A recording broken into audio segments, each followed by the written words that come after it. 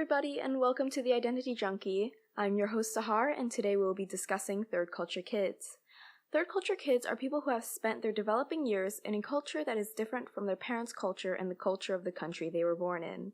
Because of this, they end up mixing and blending bits and pieces of all these different cultures to create their own third culture. But before we get into this, we have to define the word culture. When we talk about culture, most people think about how groups of people act, speak, eat, all of which are true. But culture is also shared beliefs, concepts, and values. For example, in Asia, most of the places you go to when you enter a house, you have to take off your shoes before entering. However, in a more Western culture like America, for example, it's just normal to wear your shoes into your house and walk around in them. This is an example of two very different cultures that exist in the world. Now, I myself am a third culture kid. I was born in Taiwan, my dad is Egyptian, and my mom is Taiwanese. I had studied in Taiwan before moving to Egypt for a year, and then returning to Taiwan before moving to Korea to study at the age of 7. Now, today we are joined by two very special guests, Tahira Suter and Rosemary Gostovich. Rosie, or Rosemary, was born in Venezuela. Her mom is from Venezuela too, and her father is from the US in Oregon. She moved from Venezuela to Korea at the age of 8, where she is currently living as well. Now, Tahira was born in Hong Kong. Her father is Swiss, and her mother is from Hong Kong. She started moving at the age of 4 months old and has lived in Bangkok, Thailand, Bali, Japan, where she stayed for 7 years, Korea for 3 years, Jakarta for 2.5 years, and then back to Japan, where she is currently living in today. In this podcast interview, we will be talking about what it's like being a third culture kid, difficulties that we may have had in the past, and tips and suggestions for overcoming these difficulties. So, the first question is, do you guys actually identify as a third culture kid? Do you feel like you've made your own sort of culture? Personally, I don't feel like I have a blend of different cultures. I feel like I really just don't have a culture of my own. So while I am technically a third culture kid, I don't feel like I am. I don't feel like I have a culture. Okay. Yeah, that's actually very similar to my experience because honestly, it feels like there isn't really a culture to live in. Yeah. And that's something I can definitely relate to. How about you, Tahira? Definitely, yeah. I feel like usually when I go to a different country and I try to adapt to a certain culture, I always bring the cultures I'm from, and I bring it with me to the new country I live in, and so I don't feel like I totally adapt to that culture solely, but so that's why sometimes I feel like I do not belong in that type of culture with the people there. Do you think by taking these little pieces with you, you've created your own sort of third culture? Definitely. I feel like sometimes I feel like I have pieced together my own culture, while other times I feel completely lost. Oh, yeah. Now, one of the biggest things about being a third culture kid is the fact that you're away from your home country, kind of like all of us. The fact that you're away from your home country a lot is really tough. So right now, do you feel like you have a home country? Do you feel like there's a country that you can identify with and belong to? No, I don't feel like I have a home country because I move so frequently that I cannot establish my home yet, but I do feel like my home is where my family is, and so although I don't have a home country, I do have a home. And this is just for our other people out there. Do you not feel like Hong Kong or like or places like that is your home?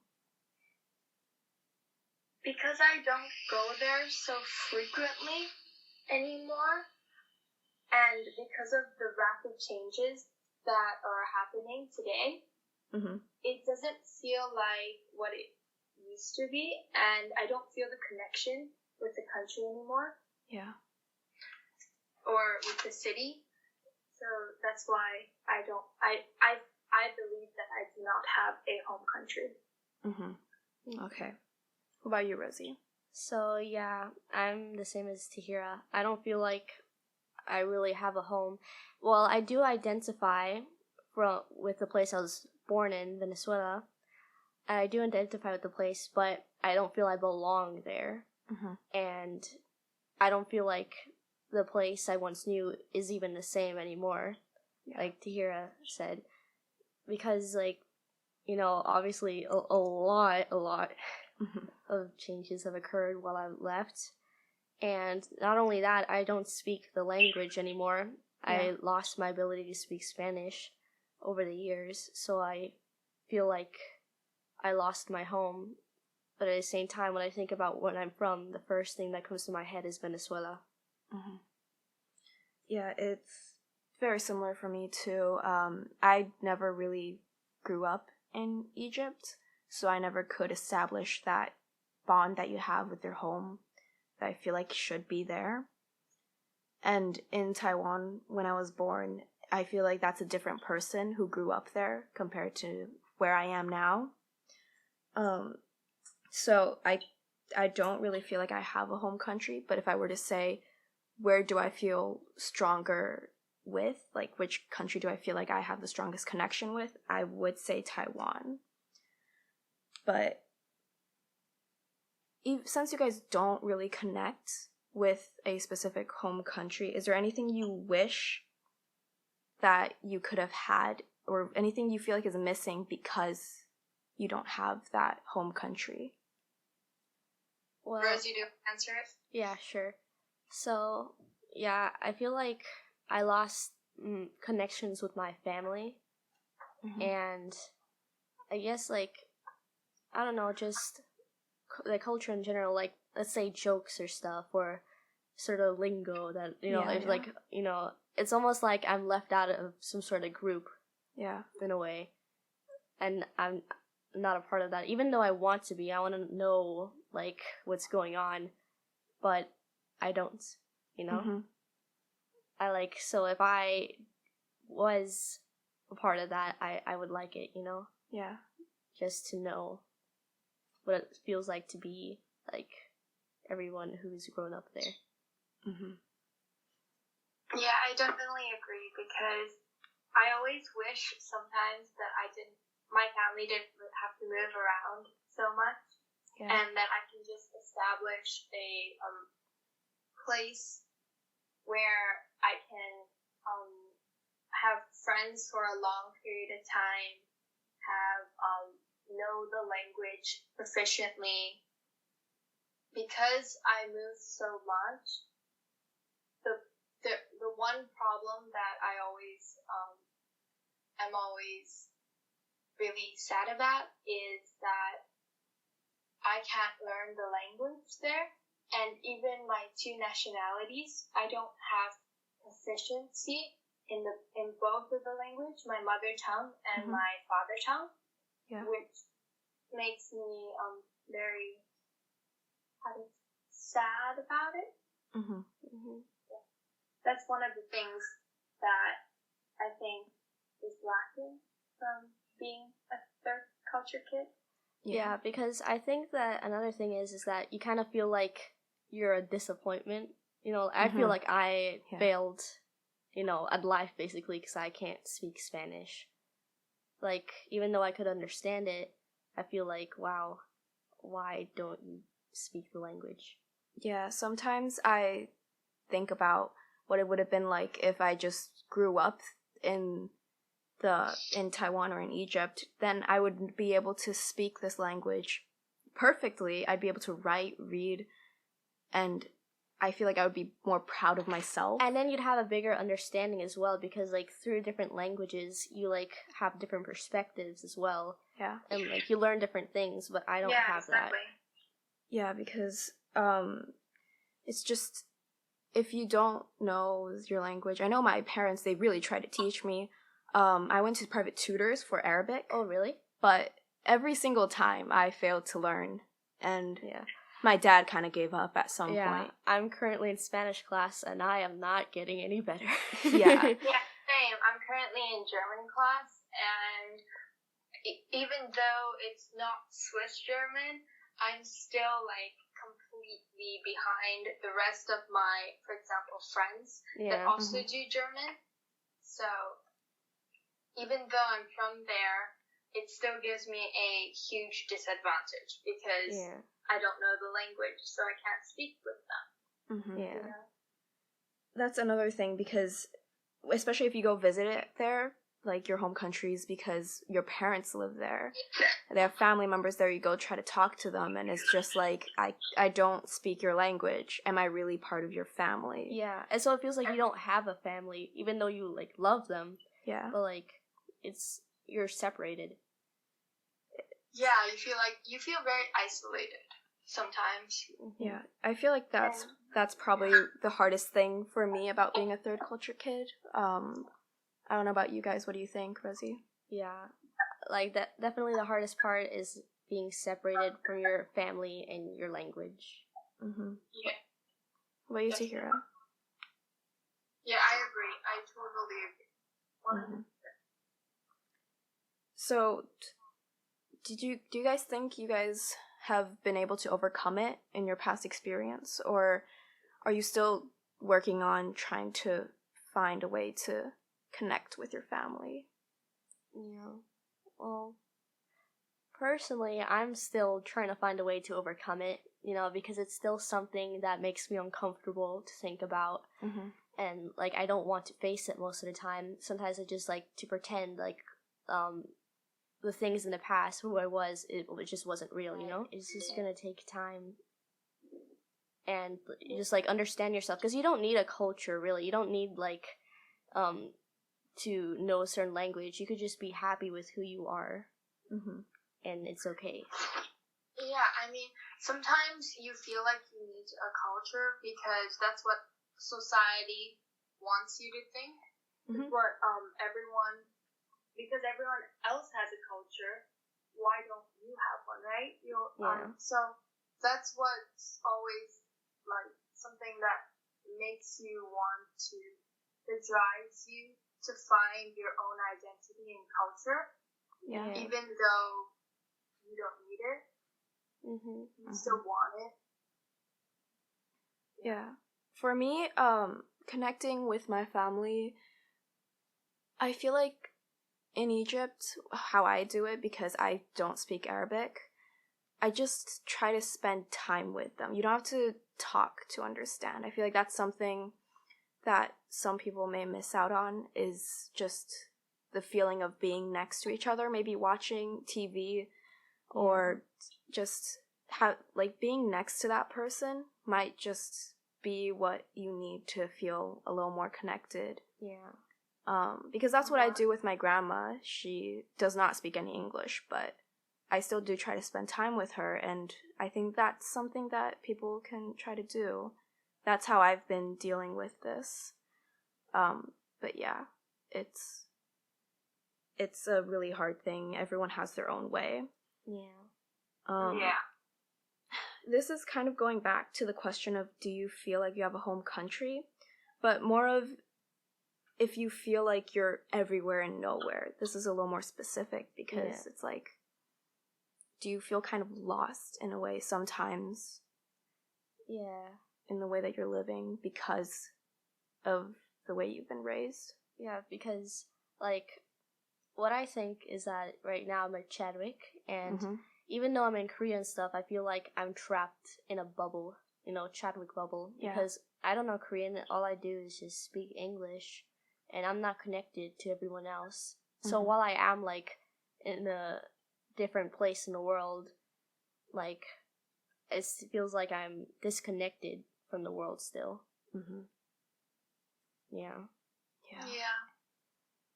Yeah, because for me, I'm currently in Yokohama International School, and although I lived in Japan before for 7 years and was proficient enough in the language before. I have completely lost the language. Yeah. And now that I'm back, I try to regain it. But it's still very hard, and it's still like something that it keeps me unique from everyone else, but it also keeps me left out. Yeah. So like Rosie said, I feel like I'm in a bubble that's never gonna pop. Yeah.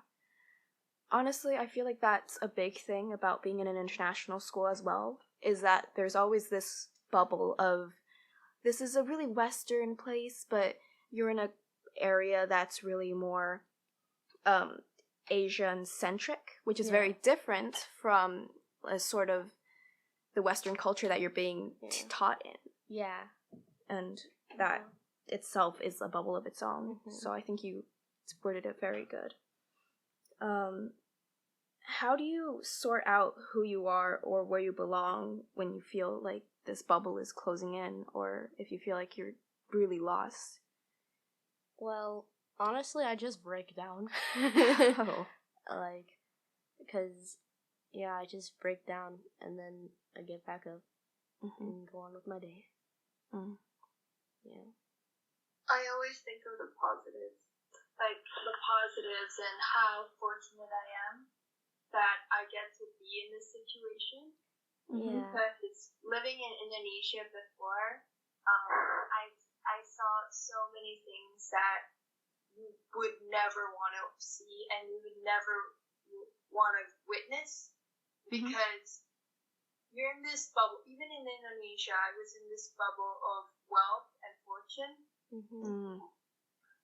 and you just don't realize like how fortunate you are until you see what's happening there. Yeah. And it's happening all over the world, but because you're in this bubble, you're unaware that if it's a myth or if it's true. So I always try to look at the positives of what I have and get on with my day. Yeah, well, I guess I'm kind of the same in that way, because I was living in Venezuela and things were getting pretty bad. And I am lucky to have come here. And even though, like, I wouldn't have enough money to afford the school, I was lucky enough that my dad managed to get a job here. Really lucky. I'm super lucky. And I got to escape what's happening now in my country, you know?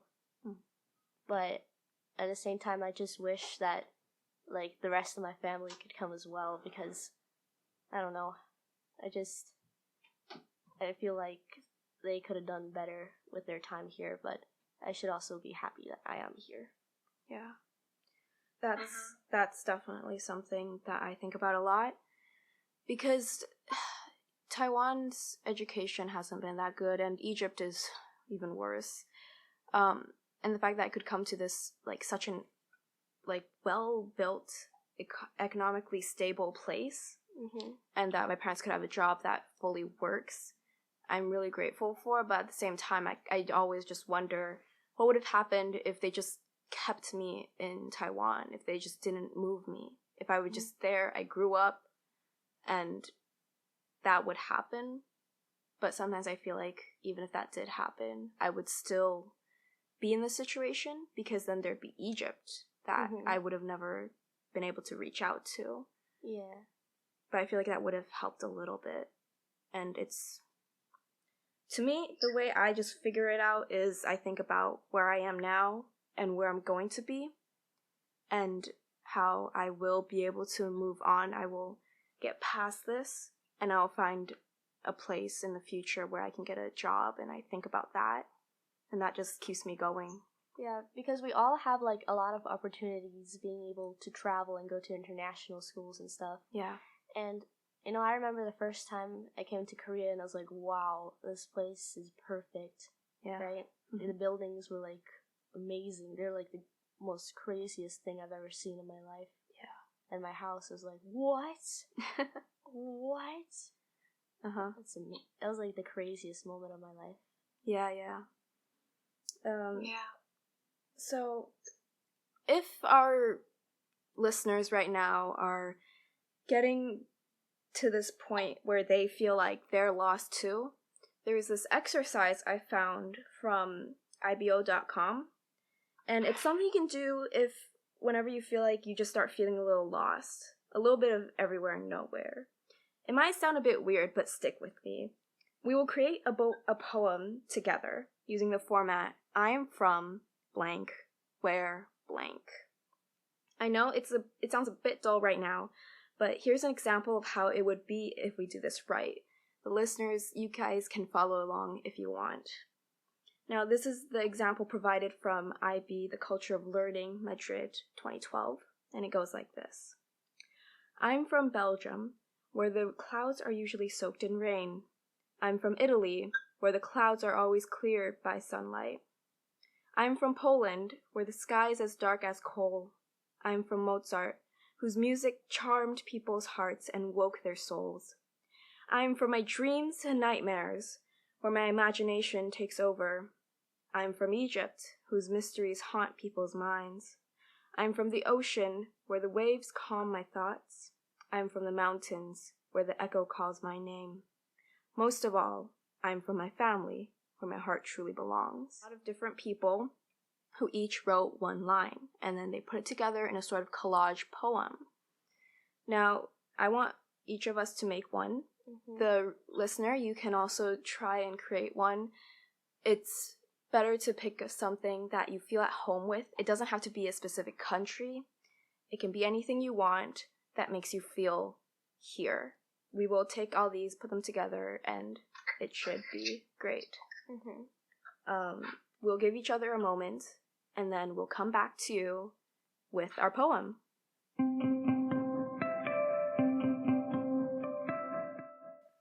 So we're back with the poems, and here they are. I'm from Venezuela, where the mango trees grow. I'm from everywhere, where uniqueness and friendship thrive. And I am from my books, where stories and myths come alive. That's the poems. I hope you, listener, have created your own little sort of thing to add on to our little collage of poems. That this is it for the Identity Junkie with Sahar. I hope you've gotten something out of this. I hope this has helped you in some way. And I'll see you next time. Bye! Woo!